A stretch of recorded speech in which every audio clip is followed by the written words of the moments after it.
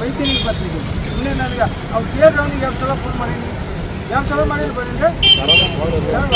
ಮಾಡಿಲ್ಲ. ಇವರು ನಿಂತರಿ ಅದು ನಿಂತರಿಗೆ ಏನು ಬರೋದು ಏನು ಸರ್ ಹೆಂಗೆ ಬರೋದು ಸರ್. ಆಮೇಲೆ ಇವ್ರು ಬಂದರು ಅಲ್ಲಿ ಮಾಡಪ್ಪ ಕೆಲಸ ಆಗ್ತೀವಿ ಸರ್. ಆಮೇಲೆ ಈಗ ಏನು ಇದಕ್ಕಲ್ಲ ಅದ್ರಾಗ ನಾವು ಈ ಸಲ ಹುಡುಗಿರಿಗೆ ಅದ ನೋಡಕ್ಕೆ ಹುಡುಗಿಗೆ ನೋಡಕ್ಕೂ ಈ ಸಲ ಬರೋದಿಲ್ಲ ಅಲ್ಲಿ ಕೆಲಸ ಮಾಡ್ಬೇಕಾದ್ರೆ ಒಂದು ಹುಡುಗಿಗೆ ನೋಡ್ಬೇಕಾದ್ರೆ ಈ ಸಲ ಬರೋದಿಲ್ಲ. ಈ ಸಲ ಬರೀ ನೋಡಿ ವಿಷಯ ಮ್ಯಾರೇಜ್ ಮಾಡ್ಕೊತೀನಿ ಮತ್ತೆ ಯಾವುದು ಸ್ಟ್ರಕ್ಚರ್ ಮಾಡ್ಬೇಕಾದ್ರೆ. ಇವತ್ತು ವಾರ್ಡ್ ನಂಬರ್ 34 ಇಬ್ರಾಹಿಂ ರೋಜಾ ಹತ್ರ ಈ ಹಿಂದೆ ಸುಮಾರು ಫ್ಲಡ್ ಆಗ್ತದೆ.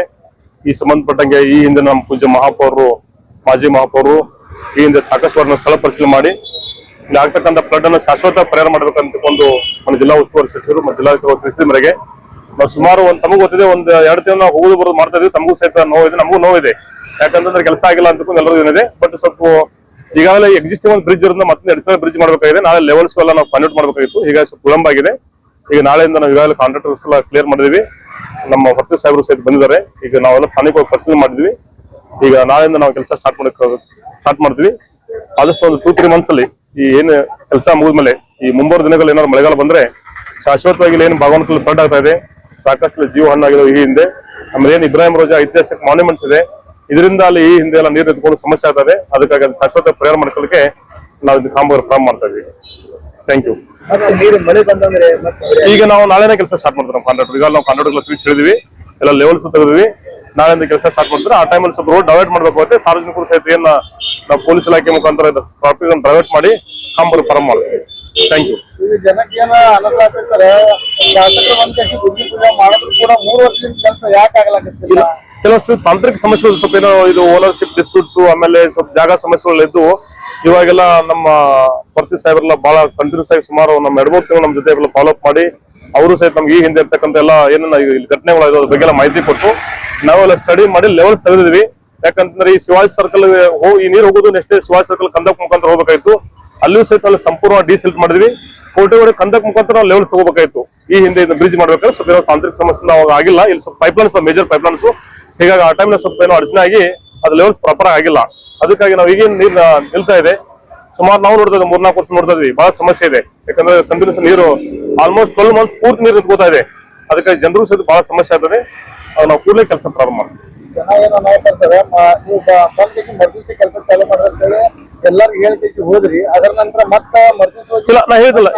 ನೋಡಿ ಈಗ ನಾವು ಇದನ್ನ ಒಂದೇ ನಾವು ಅಕಸ್ಮಾತ್ ಮಾಡಿದ್ರೆ ನಾಳೆ ಫ್ಯೂಚರ್ ನೀರು ಹೋಗ್ಬೇಕಾದ್ರೆ ಶಿವಾಜಿ ಸರ್ಕಲ್ ಮುಖಾಂತರ ಹೋಗ್ಬೇಕಾಗಿತ್ತು. ಅಲ್ಲೂ ಸಹಿತ ನಮ್ಗೆ ಸಮಸ್ಯೆ ಇತ್ತು. ಯಾಕಂದ್ರೆ ಹಿಂದೆ ಒಂದು ಕಮಾನ್ ಇದೆ, ಅದನ್ನ ಕ್ಲಿಯರ್ ಮಾಡ್ಬೇಕಂತ ಜಿಲ್ಲಾ ಉಸ್ತುವಾರಿ ಸಚಿವ ಸಾಹೇಬರು ಮತ್ತು ನಮ್ಮ ಹೊತ್ತು ಸಾಹೇಬರು ಸಹಿತ ನಮ್ಗೆ ಹೇಳಿದ್ರು ಈ ತರ ಇದೆ. ನಾವು ಈ ಹಿಂದೆ 2008 ಈ ತರ ಮಾಡಿದಾಗ ಸಮಸ್ಯೆ ನಾವು ಕಂಡುಹಿಡಿದ್ವಿ. ಅದನ್ನ ತಾವು ಅಲ್ಲಿ ಕ್ಲಿಯರ್ ಮಾಡೋರಿಗೆ ಈ ಕಡೆ ನೀರು ಪಾಸ್ ಆಗಲ್ಲ ಅಂತ ಹೇಳಿದ್ರು. ನಮ್ಮ ಇಂಜಿನಿಯರ್ಸ್ ಮತ್ತೆಲ್ಲರೂ ಸಹಿತ ಇಲ್ಲಿ ನಮ್ಮೆಲ್ಲ ಕಾರ್ಪೊರೇಟ್ಸ್ ಎಲ್ಲ ಕೂಡಿ ಸಹಕಾರದಿಂದ ಲಾಸ್ಟ್ ಈಗ ಒಂದು 20 days ಬ್ಯಾಕ್ ಜಿಲ್ಲಾ ಉಸ್ತುವಾರಿ ಸಚಿವರು ಸಹಿತ ವಿಸಿಟ್ ಮಾಡಿ ನೋಡಿದ್ದಾರೆ. ಸಂಪೂರ್ಣ ಶಿವಾಜಿ ಸರ್ಕಲ್ ಏನಾದ್ರು ಈ ಹಿಂದೆ ಆದಿಲ್ ಅವರ ಕಾಲದಲ್ಲಿ ಐತಿಹಾಸಿಕ ಒಂದು ಕಮಾನ್ ಇದೆ, ಸಂಪೂರ್ಣವಾಗಿ ನಾವು ಡಿಸಿಲ್ಟ್ ಮಾಡಿ ಕ್ಲಿಯರ್ ಮಾಡಿದ್ವಿ. ಈಗ ನೀರು ಸರಾಗವಾಗಿ ಹರಿತಾ ಇದೆ. ಅಲ್ಲಿ ಸ್ವಲ್ಪ ಸಣ್ಣ ಪುಟ್ಟ ಹಡಲ್ಸ್ ಇದಾವೆ, ಅದು ಸಹಿತ ಅಲ್ಲಿ ಸಾರ್ವಜನಿಕ ಸಹಕಾರದಿಂದ ಅದು ನಾವು ಕ್ಲಿಯರ್ ಮಾಡ್ತಾ ಇದೀವಿ. ಇಷ್ಟೇ ಕೆಲಸ ಮಾಡ್ತಿರೋ ಏನೋ ಹಿಂದೆ ಕಲ್ಲು ಕಸ ಸಿಕ್ಕಾಪಟ್ಟಿ ಇಲ್ಲ. ಒಂದು ಈಗ ಸದ್ಯಕ್ಕೆ ನಾವು ಟಾಪ್ ಪ್ರಯಾರಿಟಿ ಫಸ್ಟ್ ಇದನ್ನ ಈಗ ನೀರು ಸ್ಟಾಗ್ನೆಂಟ್ ನಿಂತ್ಕೊಂಡಿದೆ. ಈಗ ಕೆಲಸ ಸ್ಟಾರ್ಟ್ ಮಾಡ್ತೀವಿ. ಜೊತೆಗೆ ಏನದು ಡ್ರೈನ್ ಫಿಲ್ಅಪ್ ಆಗಿದೆ ಸಿಲ್ಟ್ ಇಂದ, ಆ ಸಿಲ್ಟ್ ಸಹಿತ ನಾವು ತೆಗೆಸಾಕಿ ವ್ಯವಸ್ಥೆ ಮಾಡ್ತೀವಿ. Thank you. ಕಾಮಗಾರಿ ನಡೆದದ್ದು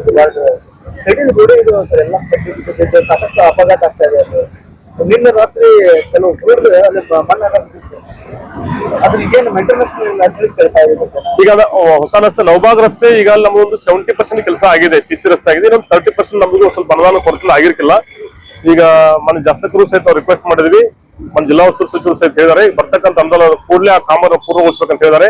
ನಾವು ಸಹಿತ ಅದಕ್ಕೆ ಒಂದು 15-20 ದಿನದಲ್ಲಿ ಅಲ್ಲಿವರೆಗೂ ಸ್ವಲ್ಪ ನಾವೆಲ್ಲ ಪಾರ್ಟಲ್ ಫಿಲ್ಲಿಂಗ್ ಮಾಡಿ ಆ 15-20 ಕೆಲಸ ಪ್ರಾರಂಭ ಮಾಡಿ ನಾವು ಕ್ರಮ ಕೈಗೊಳ್ತೀವಿ. ಮೇಂಟೆನೆನ್ಸ್ ಅನುದಾನ ಬಂದಿಲ್ಲ, ಮೇಂಟೆನೆನ್ಸ್ ಭಾಳ ಕೆಸಡಿ ಬಸ್ ಅಡ್ಡಾಡ್ಕೊಳ್ಳ ಅಲ್ಲಿ ಅಪಘಾತ ಇಲ್ಲ, ಅದನ್ನ ನಾವು ಮಾಡ್ತೀವಿ. ಪಾಲಿಕೆಯಿಂದ ಏನಿಲ್ಲ ಈ ಪಾರ್ಟಲ್ ಫಿಲ್ಲಿಂಗ್ ನಾವು ಮಾಡ್ತೀವಿ. Thank you. ಸರ್ ಇದು ಆಯ್ತು. ಆದ್ರೆ ಒಂದು ಬೇಲೋಗಿ ಹಿಡಿಸ್ಕೊಟ್ಟಿದ್ರು, ಅಂದ್ರೆ ಒಂದು BLO OTP ಅದು ಯೂಸ್ ಮಾಡಿ ಇದು ಮಾಡಕ್ತಾರಂತೆ. ಆದ್ರೆ ಕಾಂಗ್ರೆಸ್ ಪಾರ್ಟಿದವ್ರು ಅಲ್ಲಿ ಇದ್ದಾರೆ, ಏನು ಆಕ್ಷನ್ ತಗೊಳ್ತಾಗಿರಿ ಇಲ್ಲ. ಒಂದು ತಮಗೆ ಗೊತ್ತಿರೋ ಹಾಗೆ ನಾವು ಸ್ಪಾಟ್ ಇದ್ದೀವಿ. ಅಂದ್ರೆ ಅವ್ರು OTP ಕೊಟ್ಟಿದ್ದಾರೆ, ಈ ತರ ಅವ್ರ ಫಾರ್ಮ್ಸ್ ಅಪ್ಡೇಟ್ ಮಾಡ್ಬೇಕು. ಬಟ್ ನಾವು BLO ನೋಟಿಸ್ ಕೊಟ್ಟಿದ್ವಿ, BLO ಹತ್ರ ಯಾವ್ದು ಕೊಟ್ಟಿಲ್ಲ ಅಂತ ಹೇಳಿಕೆ ಕೊಟ್ಟಿದ್ದಾರೆ. ಜೊತೆಗೆ ಅವ್ರ ಫಾರ್ಮ್ಸ್, ಅವ್ರ ಕೈಲಿ ಇರ್ತಕ್ಕಂಥ ಫಾರ್ಮ್ಸ್ ಫಿಲ್ಡ್ ಫಾರ್ಮ್ಸ್ ಇದ್ದು ನಮ್ BLO ಈಗಾಗಲೇ ಫಾರ್ಮ್ಸ್ ಡಿಸ್ಟ್ರಿಬ್ಯೂಟ್ ಮಾಡಿದ್ದಾರೆ. ಡಿಸ್ಟ್ರಿಬ್ಯೂಟ್ ಮಾಡಿದಂತ ಫಾರ್ಮ್ ಹೋಗಿದ್ದು, ಬಟ್ ಪಬ್ಲಿಕ್ ಕೊಟ್ಟಂತ ಪಬ್ಲಿಕ್ ಯಾರು ಕೊಟ್ಟಿದ್ರು ನಾವು ಚೆಕ್ ಮಾಡಕ್ ಹೇಳಿದ್ವಿ. BLO ಸಹಿತ ನಾವು ನೋಟಿಸ್ ಕೊಟ್ಟಿದ್ವಿ. ಅದು ನಾವು ಈಗಾಗಲೇ ಜಿಲ್ಲಾಧಿಕಾರಿ ಒಂದು ತನಿಖಾ ತಂತ್ರ ರಚನೆ ಮಾಡಿ ಅದಕ್ಕೆ ತನಿಖೆ ಮಾಡ್ಲಿಕ್ಕೆ ಹೇಳಿದ್ರೆ ಅದನ್ನ ಕ್ರಮ ಕೈಗೊಳ್ತೀವಿ. ಮತ್ತೊಂದು ಸಮಸ್ಯೆ, ಒಬ್ರು ಲಂಬಾಣಿ ಪರ್ಪಸ್ ಮುಸ್ಲಿಂ ಕನ್ವರ್ಟ್ ಆಗಿ ಇದು ಮಾಡ್ಕೊಂಡಿರ್ತಾರೆ, ಅವ್ರ ಪ್ರಾಬ್ಲಮ್ ಭಾಳ ಆಗ್ಲತ್ತ. ಏನಂತ ಹೇಳಿದ್ರೆ ಈಗ ಕಾಸ್ಟ್ ಚೇಂಜ್ ಆಯ್ತು, ಮುಸ್ಲಿಂ ಇದು ಆಗಿ ಫಾತಿಮಾ ಅಂತ ಹೇಳಿ ಹೆಸರಾಗೈತ್ರಿ. ಈಗ ಅವ್ರಿಗೆ ಏನಂತ ಲಿಂಕ್ ಮಾಡ್ಬೇಕಂದ್ರೆ ಲಿಂಕ್ ಆಗ್ಲಾಗ್ತಿಲ್ಲ, ಹೆಂಗ್ ಮಾಡ್ಬೇಕು ಸರ್? ಇಲ್ಲ, ವಿಷಯ ಗೊತ್ತಾಗಲ್ಲ ನಮಗೆ. ಈಗ ಹೌದು, ಫಾತಿಮಾ ಅಂತ ಹೇಳಿ ಅದಾರ್ರಿ ಅವ್ರು. ಆನಂತರ ಈ ಕಡೆ ಅಂತ ಹೇಳಿದ್ರೆ ಲಂಬಾಣಿ ಅವರು, ಈಗ ಅವ್ರಿಗೆ ಏನೈತಿ ಮ್ಯಾಪಿಂಗ್ ಆಗ್ಲಾಕತ್ತಿಲ್ಲ, ಅದ್ರ ಕಷ್ಟ ಆಗಿ. ಅಂದ್ರೆ ಅವರು ಮತಾಂತರ ಇದಾರೆ ಅಂತ ಹೇಳ್ತಿದ್ರಿ.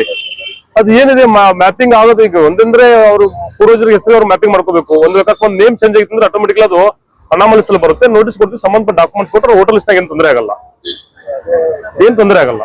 ಯಾವುದೇ ಕಾರಣಕ್ಕೂ ಅವರು ಫಾರ್ಮ್ ಅನ್ನ ಫಿಲ್ಅಪ್ ಮಾಡಿ ಈಗಾಗಲೇ ಎಕ್ಸಿಸ್ಟಿಂಗ್ ವೋಟರ್ ಲಿಸ್ಟ್ ಹೆಸರು ಇರುತ್ತಂದ್ರೆ ಯಾವ ಜನದು ಸಹಿತ, ಯಾವ ಮತದಾರ ಸಹಿತ ಯಾವ್ದು ವೋಟರ್ ಲಿಸ್ಟ್ ಹೆಸರು ಹೋಗಲ್ಲ. ನಾವು ಅದು ನೋಟಿಸ್ ಬಿಡಲಿ, ಸಂಬಂಧಪಟ್ಟ ನಾವು ನೋಟಿಸ್ ಕೊಟ್ಟ ಮೇಲೆ ಸಂಬಂಧಪಟ್ಟ ಡಾಕ್ಯುಮೆಂಟ್ಸ್ ಕೊಟ್ಟರೆ ಅಷ್ಟೇ ಅವ್ರ ವೋಟರ್ ಲಿಸ್ಟ್ ಹೆಸರು ಬರುತ್ತೆ, ಯಾವ್ದು ತೊಂದರೆ ಇಲ್ಲ. ತಮ್ಮ ಮಾಧ್ಯಮ ಮುಖಾಂತರ ನಾನು ಕೇಳ್ತಾ ಇದೀನಿ. ಫಾರ್ಮ್ ನೀವು ಕೊಡಾಗತ್ತಿಲ್ಲ ಸರ್, ಏನಾಗುತ್ತೆ ಒಬ್ಬರ ಮಹಿಳೆ ಹೆಸರು ಅವ್ರ ಫೋಟೋ ಬರ್ತಾ ಇದೆ, ಹೆಸರು ಗಂಡನ್ ಬರ್ತಾ ಇದೆ, ವೋಟರ್ ಐಡಿಯಲ್ಲಿ ಅವ್ರ ಹೆಸರು ಇದೆ, ಅವ್ರು ಏನ್ ಮಾಡ್ಬೇಕು ಅಥವಾ ತುಂಬಬೇಕು ಇಲ್ಲ ಏನ್ ಮಾಡ್ಬೇಕು? ರಿಸರ್ವೇಶನ್ ಫಾರ್ಮ್ ಅವರು ಫೋಟೋ ಬಂದಿರ್ತಾರೆ, ಹೆಸರು ಅವ್ರ ಗಂಡದ್ ಬರಾಕತ್ತಾರೆ, ವೋಟರ್ ಐಡಿ ಇವ್ರ ಹೆಸರು ಏನಿದಾವ್, ಬಟ್ ಮ್ಯಾಪಿಂಗ್ ಆಗ್ಯಾವ್ರು ಅಂತವು ಯಾವ್ದೋ ಒಂದು ನಮಗೆ ಬಂದಿದೆ. ಒಂದೇ ಎಪಿಕ್ ಕಾರ್ಡ್ಗೆ 2 ವೋಟಿಂಗ್ ಕಾರ್ಡ್ ಅಂತ ಒಂದು ಕಂಪ್ಲೇಂಟ್ ಬಂತು. ಅದೇನು ಟೆಕ್ನಿಕಲ್ ಎರರ್ಸ್ ಯಾವ ರೀತಿ ಆಗಿದ್ದಕ್ಕೂ ಸತ್ತಲ್ಲಿ ನಾವು ಚೆಕ್ ಮಾಡಕ್ ಹೇಳಿದ್ವಿ. ಜೊತೆಗೆ ಆತರ ಆದಂತರ ಸಹಿತ ನಾವು ಫಾರ್ಮ್ ನಂಬರ್ 6 ಹಾಕಿ ಅದು ಕ್ಲಿಯರ್ ಮಾಡಕ್ ಹೇಳಿದ್ವಿ. ತಾವು ಈಗ ಏನ್ ಹೇಳ್ತಿದ್ರಿ ಅಂತ ನಮಗೆ ಗಮನಕ್ಕೆ ಬಂದಿಲ್ಲ, ಬಟ್ ಅದನ್ನ ತಾವು ಮಾಹಿತಿ ಕೊಟ್ಟರೆ ನಾವು ಚೆಕ್ ಮಾಡ್ತೀವಿ. ಇಲ್ಲ, ತಮಗೆ ಸ್ಪೆಸಿಫಿಕ್ ಆಗಿ ಯಾವ್ದು ಅಂತ ನಾವು ಚೆಕ್ ಮಾಡಕ್ ಹೇಳ್ತೀವಿ. ಸರ್ ಒಂದ್ ಏನಾಗೈತೆ ಅಂದ್ರೆ, ಈಗ ಆಲ್ರೆಡಿ ಮೊದಲ ವೋಟರ್ ಲಿಸ್ಟ್ ನಾಗ ಹೆಸರು ಇದ್ವು, ಹೆಸರಿದ್ದ ID ಕಾರ್ಡ್ ಅದಾವ. ವೋಟರ್ ಲಿಸ್ಟ್ ನಾಗ ಹೆಸರು ಇಲ್ಲ ಅಂದ್ರೆ ID ಕಾರ್ಡ್ ಆಗುದೇ ಇಲ್ಲ. ಇದು ನಿಮ್ಗೂ ಗೊತ್ತದೆ, ನಮ್ಮೆಲ್ಲರಿಗೂ ಗೊತ್ತಿದೆ ಅಂತ. ಅಂತವ್ ಡಿಲೀಟ್ ಆಗ್ಯಾವ, ಅವ್ರು ಫಾರಂ ತುಂಬಾಕ ಅವ್ರಿಗೆ ಪ್ರೊವಿಷನ್ ಇಲ್ಲ. ಅವ್ರು ಏನ್ ಮಾಡ್ಬೇಕು? ಈಗ ಒಂದು ನಮ್ಗೆ ಗೊತ್ತಿರ್ಲಿ, ಸುಮಾರು ಜನ ನನಗೆ ಒಂದು 15-20 ಜನ ಹೆಸರು ಡಿಲೀಟ್ ಆಗಿದ್ದಕ್ಕೆ ಬಂದಂತ ಉದಾಹರಣೆಗಳಿದ್ದಾವೆ. ಅಂದ್ರೆ ಅವ್ರು ಈ ಹಿಂದೆ ಓಲ್ಡ್ ವೋಟಿಂಗ್ ಕಾರ್ಡ್ ಇದೆ, ಆಮೇಲೆ ನಮ್ಮಲ್ಲಿ ಮತದಾರ ಪಟ್ಟಿಲಿ ಹೆಸರಿಲ್ಲ. ನಾವು ಈಗ ಚೆಕ್ ಮಾಡ್ಲಿಕ್ಕೆ ಡಿಲೀಟ್ ಅಂತ ತೋರಿಸ್ತಾ ಇದೆ. ಏನ್ ಅವ್ರು ಫಾರ್ಮ್ 7 ಅಕಸ್ಮಾತ್ ಡಬಲ್ ತಗೊಂಡು ಅಕಸ್ಮಾತ್ ಫಾರ್ಮ್ ನಂಬರ್ 7 ಹಾಕಿದಾರೋ, ಅಥವಾ ಅದು ಯಾವ ರೀತಿ ಡಿಲೀಟ್ ಆಗಿದ್ಕೊಂಡು ಇತ್ತೀಚೆಗೆ 1 ಇಯರ್ ಒಳಗಡೆ ಇರ್ತಕ್ಕಂಥ ಡಿಲಿಷನ್ ಆಪ್ಷನ್ಸ್ ಅವ್ರು ಯಾವ ಕಾರಣಕ್ಕೂ ಡಿಲೀಟ್ ಆಗುತ್ತೆ, ನಾವೇನು ಅಪ್ಲೋಡ್ ಡಾಕ್ಯುಮೆಂಟ್ಸ್ ಮಾಡ್ತೀವಿ ಎಲ್ಲ ನಮ್ಮ ಮಾಹಿತಿ ಸಿಗುತ್ತೆ. ಬಟ್ ಈ ಹಿಂದೆ 2 ವರ್ಷ ಹಿಂದೆ 2023-24 ಆದಂತ ಮಾಹಿತಿ ನಮ್ಗೆ ಯಾವ್ದು ಸಿಗ್ತಾ ಇಲ್ಲ. ಅಂತವೇನಾದ್ರು ಅಕಸ್ಮಾತ್ ಡಿಲೀಟ್ ಆಗಿದೆ ಇದಾಗಿದ್ರೆ ಅವ್ರು ನಾವು ಫಾರ್ಮ್ ನಂಬರ್ 6 ಕೊಟ್ಟು ಎಡಿಟ್ ಮಾಡ್ತಾ ಇದೀವಿ. मैं Abdul Razak Farti, ex corporator, ward number 34 में आज कमिश्नर को बुलाया था, इसलिए कि यहाँ पे जो पानी का जो समस्या है भगवान कॉलोनी के सामने, यहाँ भगवान कॉलोनी से लेते हुए पूरा शिवाजी सर्कल तक का एक एस्टिमेट बनाने लगाए थे हम लोग। लगातार 2 साल की मेहनत के बाद आज कुछ उसका ये मिला है, क्योंकि आप जानते हैं शिवाजी सर्कल में जो ऊपर ये मट्टी वगैरह भरने के बाद, उससे पहले एक बार हम 2009 में जो बारिश हुआ था उस समय हमने अशोक कमिश्नर जो थे पहले के, तो उनको लेके हम वहाँ पे नीचे जो कमान है, जो बादल शाही के जमाने में कमान है, उस कमान को निकालने के लिए हम हाथ पकड़ने के बाद आज ये भी लोग उसी तरह से आज वो कमान को निकाले हैं। जो लास्ट 10-15 दिन पहले एमपी पाल साहब को लगा के दिखा के काम किए हैं, तो जैसे ही वो होगा तो यहाँ पे हमें पानी का लेवल, यहाँ जो अभी पहले जो सीढ़ी थी उसके लेवल ये सीढ़ी बनाए थे, तो इसलिए नई सीढ़ी बना के उसको लेवल परमिट करने के लिए वो काम किए हैं। तो आज कमिश्नर पूरी AWE वगैरह सब लोग आए थे, तो देखने के बाद हमें उनको बहुत पूछने के बाद वो काम आज से या कल से काम शुरू करते हैं। बोले ज्यादा से ज्यादा सोमवार दिन ये काम शुरू होता है, यहाँ के लोगों को राहत मिलेगी। और ये लोग जब भी कभी छोटा बारिश आता है तो भगवान कॉलोनी, इधर मुजावर गली और इधर शाली नगर, ये सब एरिया में पानी खड़ा होता है, तो पानी जाने का एक वाहिद रास्ता है, इसलिए ये काम करना बेहद जरूरी है। तो ये लोगों को आज ये काम हो गया तो समझो कि ये पानी जितना भी आता कि नहीं वो पानी यहाँ से चले जाएगा। बाद में जो मक्का दरवाजा से होते हुए गौरीवंश साहब से होते हुए शिवाजी सर्कल से मुकांतरा उधर हमारे शाहपुर दरवाजे जाएगा, शाहपुर दरवाजे से लेके उधर महावीर कॉलोनी के जाएगा, महावीर कॉलोनी से बिजली हॉस्पिटल के पास जाके इंडी रोड को ये टच होता है। इसके लिए परसों वीडियो में एमपी पाटिल साहब एक 5 करोड़ रुपए का सैंक्शन भी किए हैं, तो उधर का भी काम होगा तो इधर कहीं भी पानी नहीं ठहरेगा। ये होने तक हम लोगों को तकलीफ है, तो ये हुए तक आप लोगों से गुजारिश करता हूँ कि आप कोऑपरेट करें। और जब तक ये होता है तो इस बार अगर ये पूरा काम हुआ तो अभी कभी भी बरसात आएगा तो पानी नहीं रुकेगा, आप लोगों को इसकी राहत मिलेगी और ये काम 100% सक्सेस होगा। टोटल एस्टिमेट कितने का है? ये टोटल एस्टिमेट तो बहुत है, मगर अभी जितना जरूरत के हिसाब से है उसे करना है, क्योंकि जो कोट दीवार है पूरा हमने जब मेयर थे हमारे मिसेस उस टाइम में क्या किए थे कि पूरा कोट दीवार का एक जायजा लिए थे। कम से कम वहाँ 100 करोड़ रुपए का काम है। इतने पैसे हमारे पास नहीं रहने की वजह से तो हम लोग हंत में काम कर रहे हैं। लास्ट ईयर जो है उधर जुमा मस्जिद की तरफ उधर का काम डीशल्टिंग कराए हैं, अब ये बार एमपी पाटिल साहब इधर का भी करा रहे हैं। तो एक एक होगा। पूरी कोट दीवार को सराउंड एरिया में अगर हमारा बॉक्स टॉयलेट हमें बनाए तब बीजापुर में पानी नहीं डरता, तब तक ये समस्या बीजापुर के लोगों को रहेगी। आपसे उम्मीद करिए कि आते आते एक दिन एक हंत के मुताबिक पूरे बीजापुर का मसला ये हल होगा। सर देखने में आता है बीजापुर में कहीं पर भी काम स्टार्ट हो रहा है तो एंड होने की डेट नहीं रहती, कभी 5 साल 2 साल 3 साल काम चलता है। ये काम जो है कितने साल में कंप्लीट होगा, कितने दिनों में कंप्लीट होगा? देखो ऐसा थोड़ी नहीं होता, क्योंकि कॉन्ट्रैक्टर जो होते हैं उनका पेमेंट का मसला रहता है। तो कमिश्नर अभी हर एक एरिया में जाको देखो जल्दी से काम कराने की कोशिश कर रहे हैं, मगर इसके बावजूद भी क्या है एक टाइम लिमिट रहता है।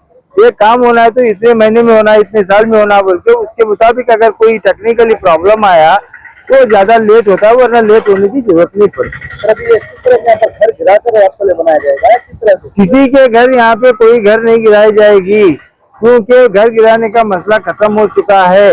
यहाँ पे जो पानी जाने के लिए रास्ता करना है उस पानी जाने के रास्ते के लिए हम कोशिश कर रहे हैं ताकि कोई घर को पानी न घुसे और वो गिराने का नाम न आए, ताकि वो लोग सेफर साइड में रहें। तो जैसे ही पानी चले जाएगा तो आप जानते हैं ये अतालटी करमुचनार इधर खजापुर की तरफ से पूरा पानी आके ये पहला पॉइंट है पानी बीजापुर में आना। इसके बाद सीधा इधर मक्का दरवाजे से होते हुए ये मीनाक्षी चौक को जाएगा, ताज बोड़ी को जाएगा, नौबाग को जाएगा और बाद में इधर से होते हुए थाल बोड़ी को जाएगा, थाल बोड़ी से होते हुए जैसी टाकी के सामने PN टेक ये ऑफिस है वहां जाएगा, वहां से होते हुए इंडी रोड को जाएगा, इंडी रोड से होते हुए फिर उसके बाद इंडी रोड को आएगा। तो ये पैसा जाने का रास्ता है, नेचुरल रास्ता है, राजकौले है। तो इसलिए ये पानी यहाँ पे सब जगह पैक होने की वजह से पानी रुक रहा है, वरना पानी नहीं रुकता था। ये हम लोग भी इसके जिम्मेदार हैं जिन्होंने आजू बाजू घर हैं वो पैक करें, अतिक्रम करें, तो ये मसला भी है। उन लोगों को भी देखना पड़ता है या कॉर्पोरेशन को भी देखना पड़ता है, ये देख के काम कराना पड़ता है। इसमें जरा थोड़ा बहुत टाइम ज्यादा कम होता है, आप इसे संभालने को अगर करेंगे तो कोई दिक्कत नहीं होगी। इंशाल्लाह सब एरिया में पानी जो ठहरने का मसला है वो पानी मतलब खत्म होता है। एक बार कोट दीवार के आजू बाजू का एरिया डीशल्टिंग करके बॉक्स कॉल्वेट अगर करेंगे तो 100% पानी चले जाए। कितनी संभावना है? इससे पहले भी बुद्धि बजा की गई शासन द्वारा। अब वो MLA के बारे में मैं कुछ नहीं कहूंगा, क्योंकि वो झूठा आदमी है, उसके बारे में बोलते बैठे तो कितना भी बोले तो कम है। मगर ये अभी कल सोमवार से पहले या सोमवार के दिन काम शुरू होगा। अगर नहीं शुरू हुआ तो हम JCB लगा के फोड़ के यहाँ का पानी काटेंगे। पल पल की खबरों के लिए हमारे YouTube चैनल को सब्सक्राइब कीजिए, हमारे वीडियो को लाइक कीजिए और सबसे पहले हमारी न्यूज देखने के लिए बेल आइकॉन पर क्लिक करना ना भूलें।